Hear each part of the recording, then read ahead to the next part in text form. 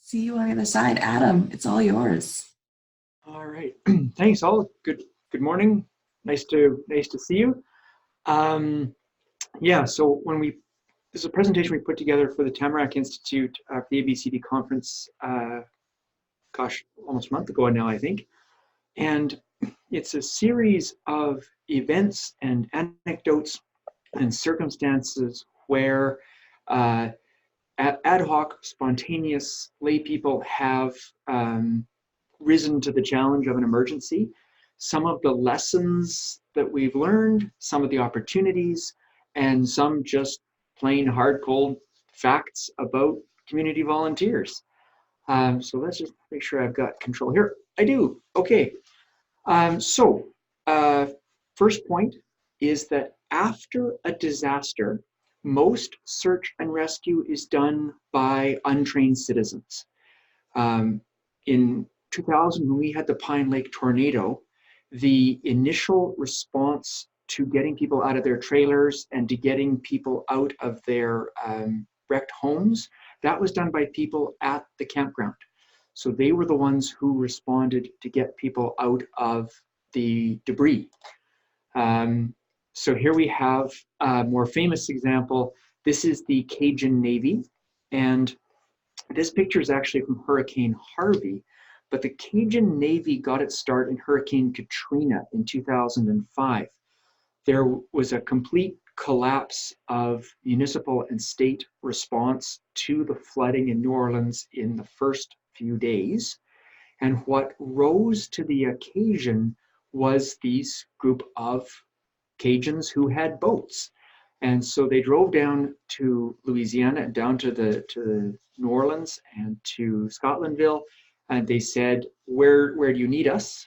And the government agencies were not able to tell them where they needed to be or tell them what they needed to do.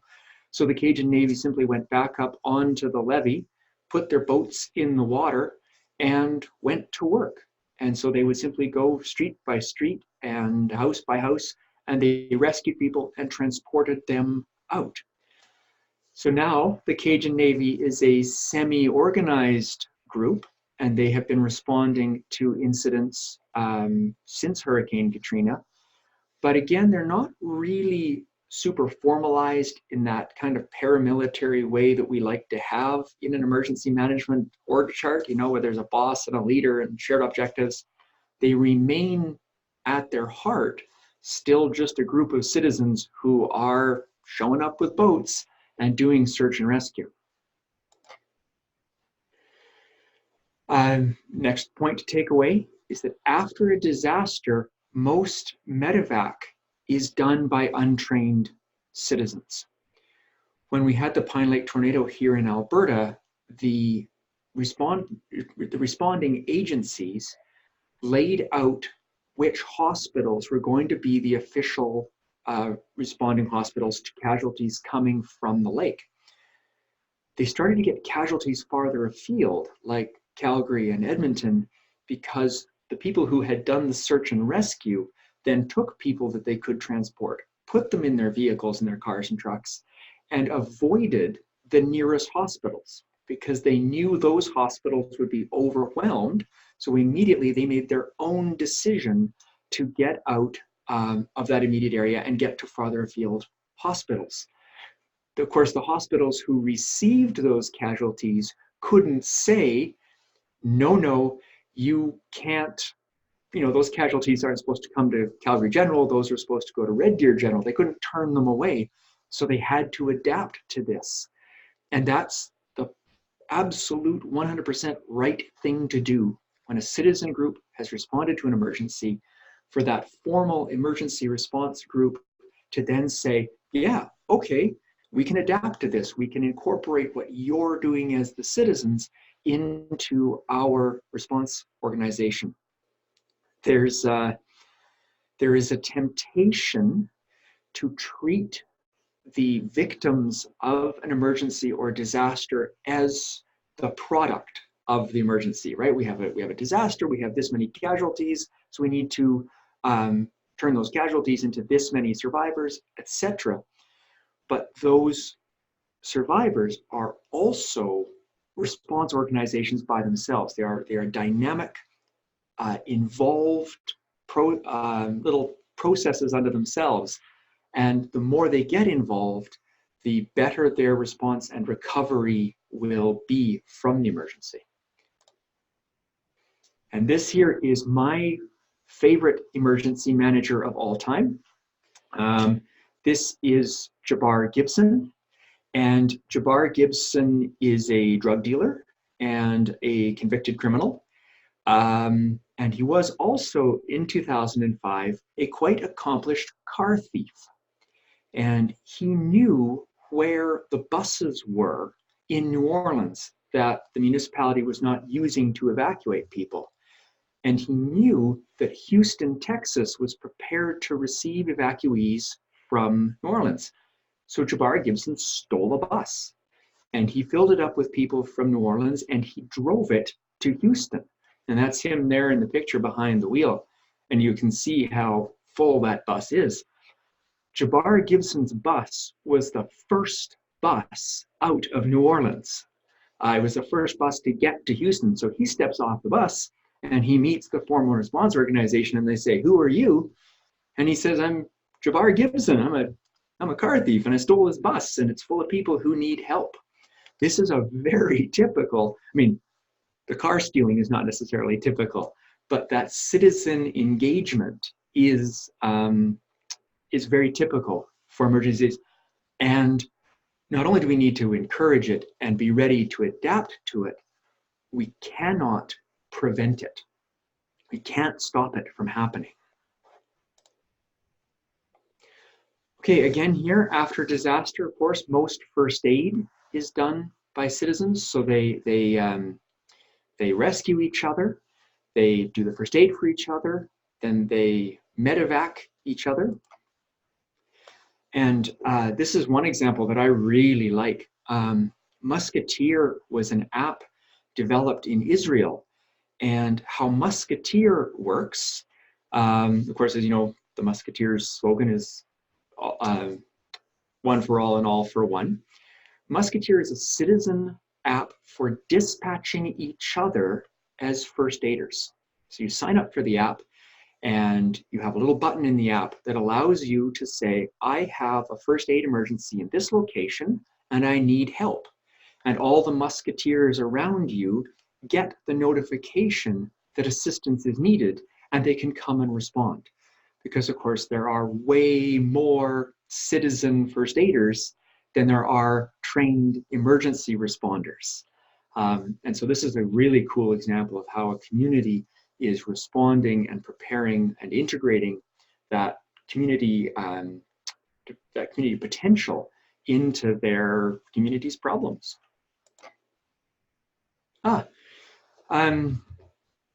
Lower Mainland has done quite a lot of work on earthquake preparedness, of course. And one of the key skills that they have worked really hard to teach people is how to shut off their gas. After an earthquake, of course, gas leaks become a huge risk. And so they ran around making sure that everybody that they could teach knew how to shut off the gas supply to their house. Also making very clear that you can't turn on the gas supply to your own house, but that there was no danger to a citizen who had a wrench and knew where their gas meter was and who could turn it off.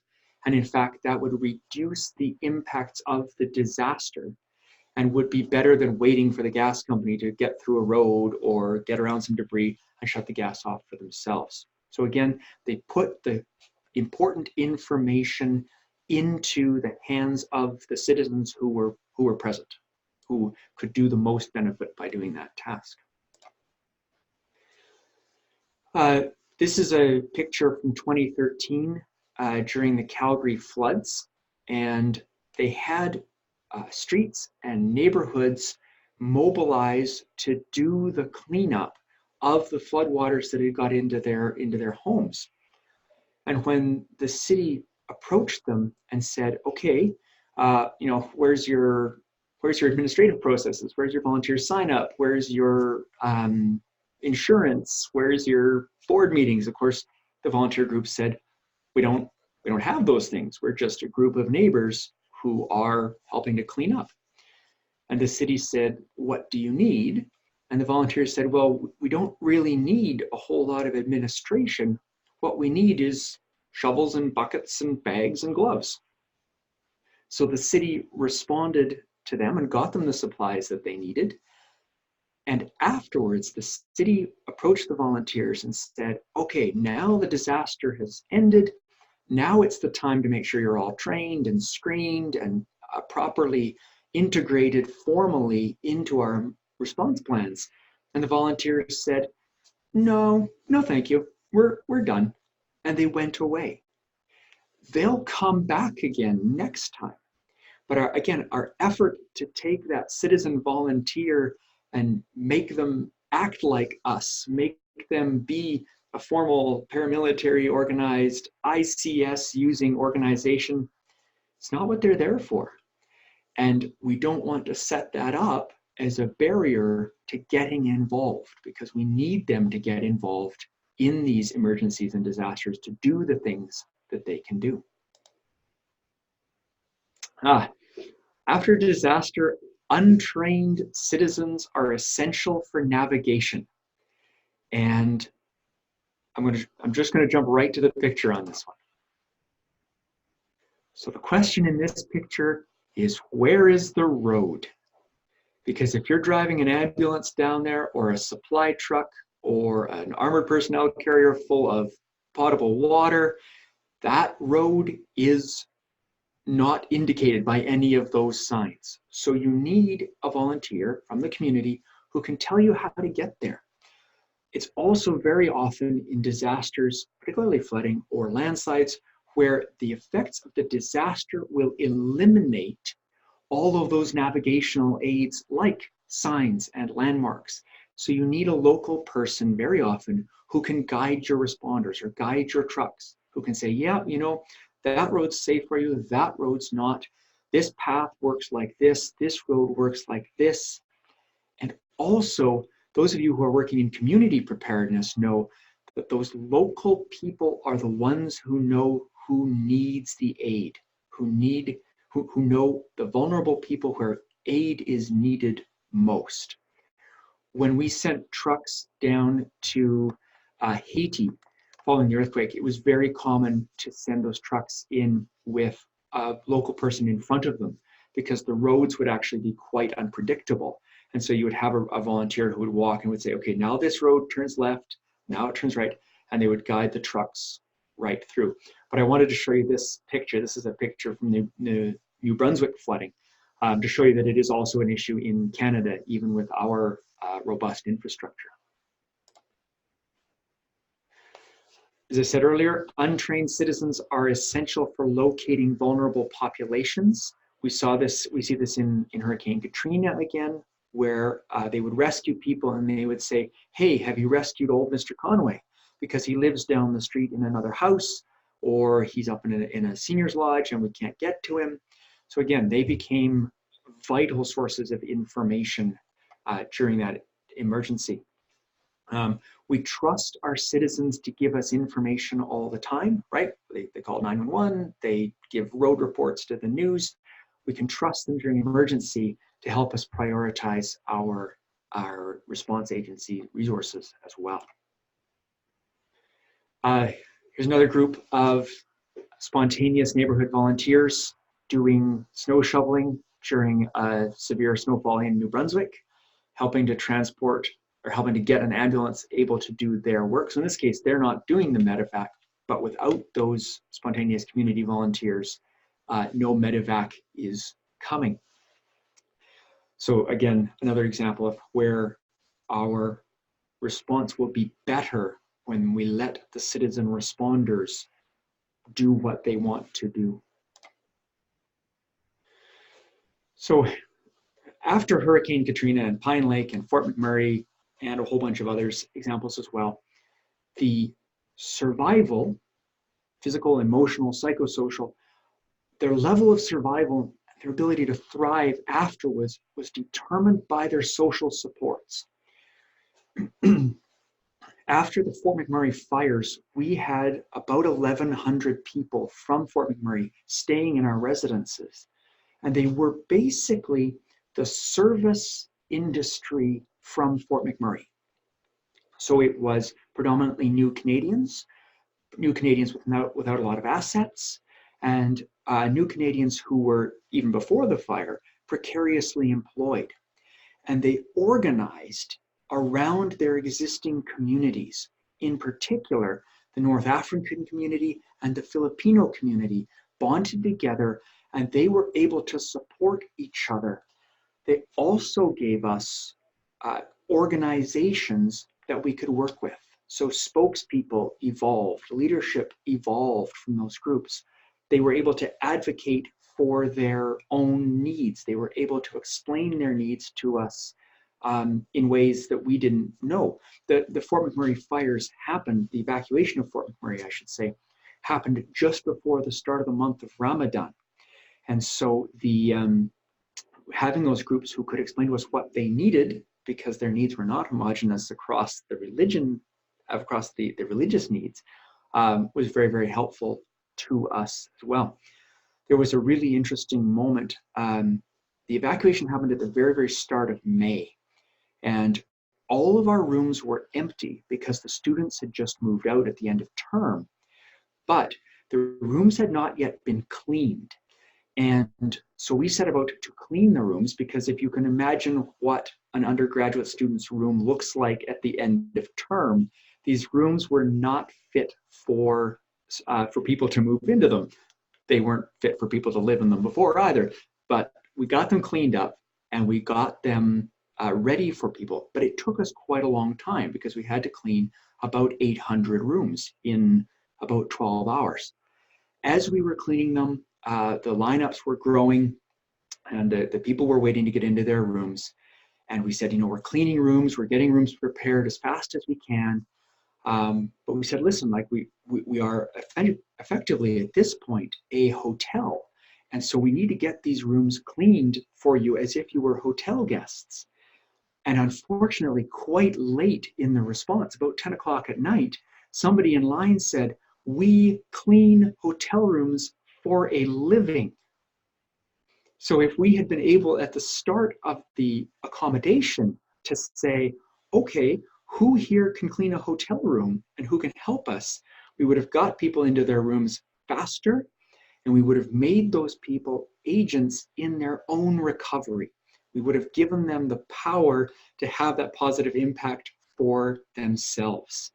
So that was a big lesson that we learned at that point as well. So after Pine Lake, after Hurricane Katrina, we've had a couple of really cool projects here that I've got to be involved with.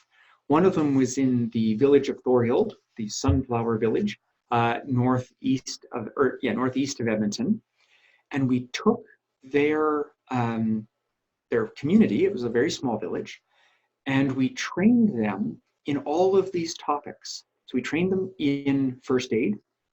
We trained them in how to search for people and how to mark their search the same way that the search and rescue organizations were going to mark them, so that they didn't have to be repeated. We taught them how to do rescue. So we taught them the basics of cribbing and knot work, and how building collapses work and how voids work. We taught them the basics of damage assessment and risk assessment. And those top ones, the reason, there's two reasons to teach them, because of course the instinct is to say, those are very dangerous tasks. We can't have people who are not fully trained doing those tasks. But what we know the reality is that those people are going to do those tasks whether they are trained or not. So we have the opportunity, and to a certain extent the responsibility, to make available to them the training that is going to protect them while they do those tasks.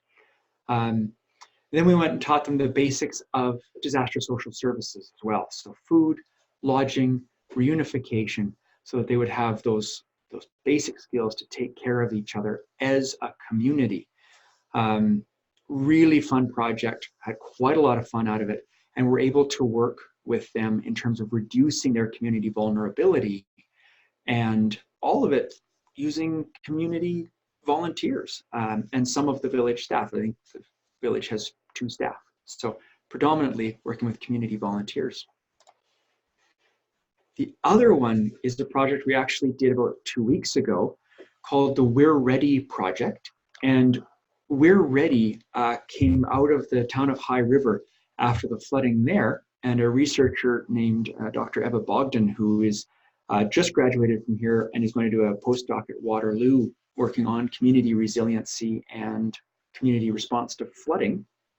And so we took a group of just interested volunteers and we trained them on how to do a community capacity inventory, how to say to their community, here's what we can do, here's what our skills and our equipment are now today, here's what we can do.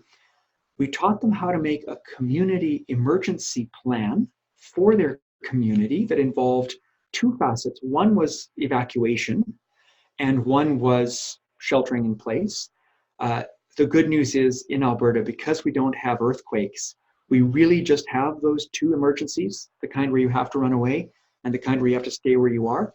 So the community emergency plan dealt with how they will manage those incidents as a community, based on the assumption that it might be 3 days before there's a provincial or a municipal government response. And then the third part of that project is that we actually get them to do an exercise. We do a functional simulation exercise with them. In High River, they did it in a park, in a community. For us, we did it in one of our buildings, working with our workers as a community. And then what we've just met yesterday, and this project will now be going forward through our community leagues to work with those community leagues to push these priorities out to neighbors. It's really cool. We've had personal preparedness, we've had government preparedness, but this is designed to inform that middle level. And when we talk about community response plans, that community geographically is usually a single block, or sometimes up to 2 blocks away. It's a very small part, so it's not a whole neighborhood, it's just a tiny little subsection of it, because that's the limit of how far people can walk during an emergency to provide assistance to each other.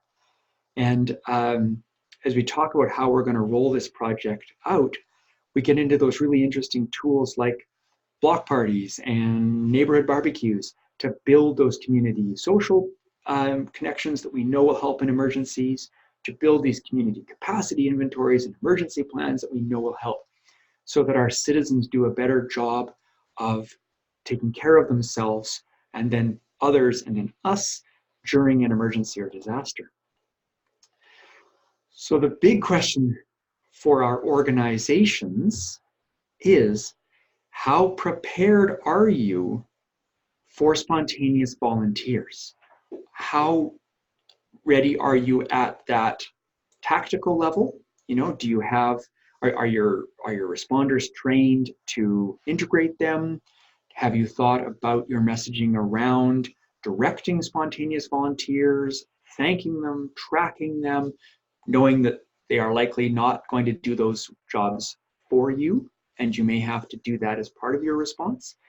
And then all the way up to the strategic questions. Have you talked to your senior emergency management officials to make clear to them and to work with them to increase their comfort with spontaneous volunteers arriving and assisting? If we look back at September 11th, when the planes landed in Newfoundland, total strangers showed up at the airports and took strangers into their homes and accommodated them. And now there's a Tony-winning musical about it.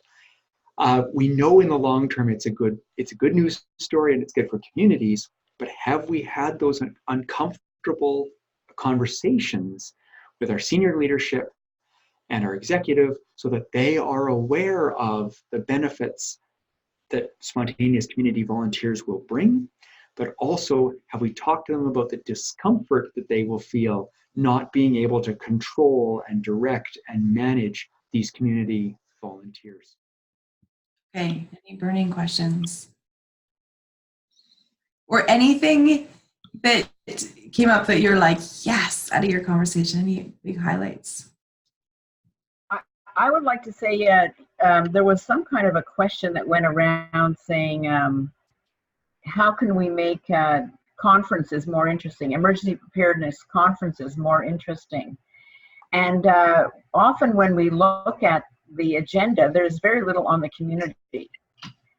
So we haven't been attending those. Well, I mean, they're also expensive, but we haven't been attending because there's no dialogue. There's no place for dialogue on that, from our perspective. So perhaps that could be something that we could get one of the organizers to think about offering. Interesting. Thank you. That's a really good point.